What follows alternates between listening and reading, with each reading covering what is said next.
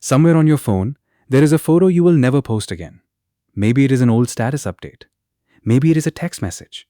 Maybe it is just a memory, no evidence needed, that surfaces at 2 a.m. for no reason at all.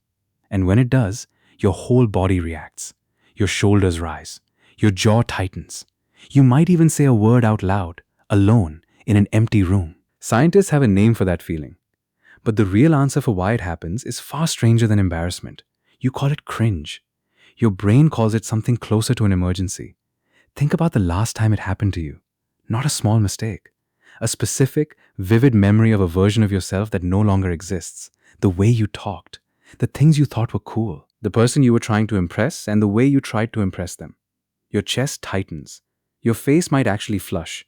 This is happening years later, in a completely safe room, with nobody watching. So why does your body respond like you are in danger? To understand that, you have to go back further than your last awkward memory. You have to go back to a time when your survival actually depended on what the group thought of you. For most of human history, you did not live alone. You lived in small bands of maybe 30 to 50 people. Everyone knew your face. Everyone knew your reputation. There was no starting over in the next town, because there usually was no next town within reach. If the group turned on you, that was not a bad feeling. That was a death sentence. No food sharing, no protection, no mates. Exile from a Pleistocene band was, in a very literal sense, one of the most dangerous things that could happen to a human being. So your brain built a system to prevent that. A system that constantly scans your behavior for anything that might damage your standing with the group.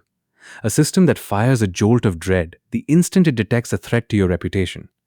That system did not get switched off when humans started building cities.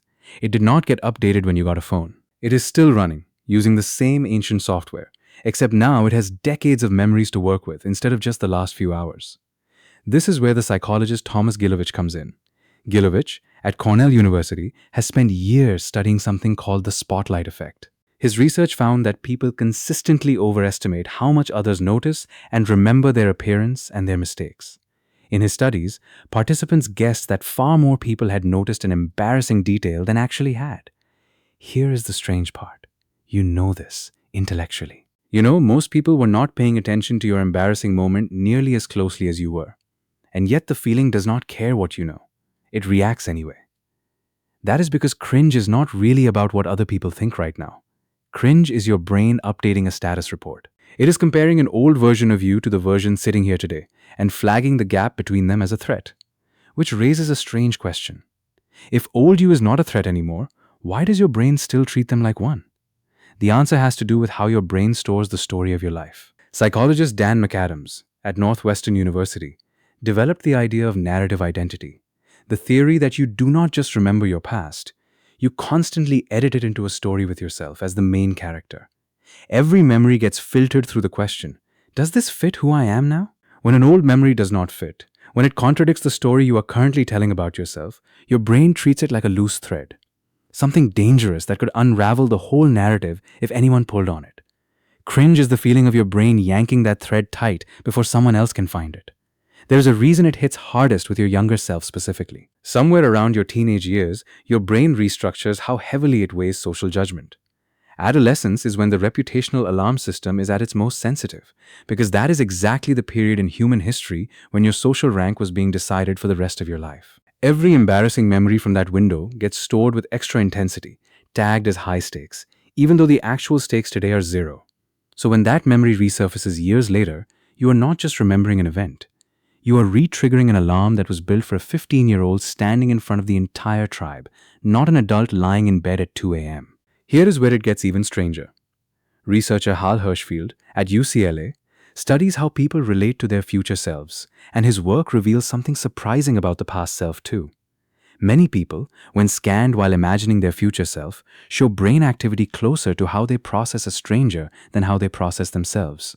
The self is not one continuous thing your brain tracks. It is closer to a series of characters, loosely connected, that your brain treats with varying degrees of closeness.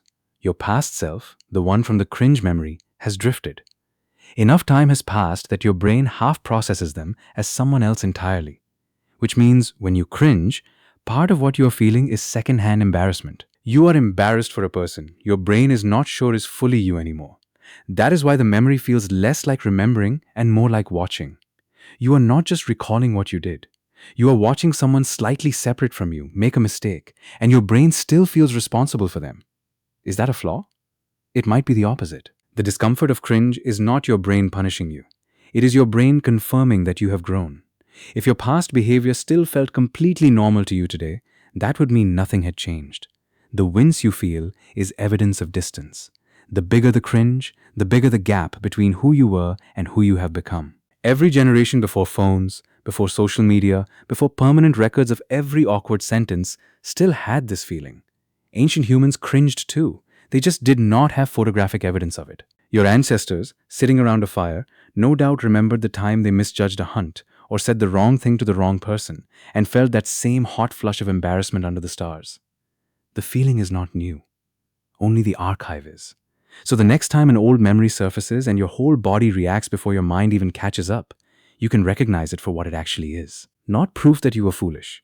Proof that a survival system built for a tribe of 50 is still running quietly inside you, decades after the last tribe disappeared, still trying to protect a version of you that does not need protecting anymore. Somewhere on your phone, there is a photo you will never post again. And maybe that is not a mark of shame at all. Maybe it is a receipt, proof that the person in that photo is not the person reading this sentence right now.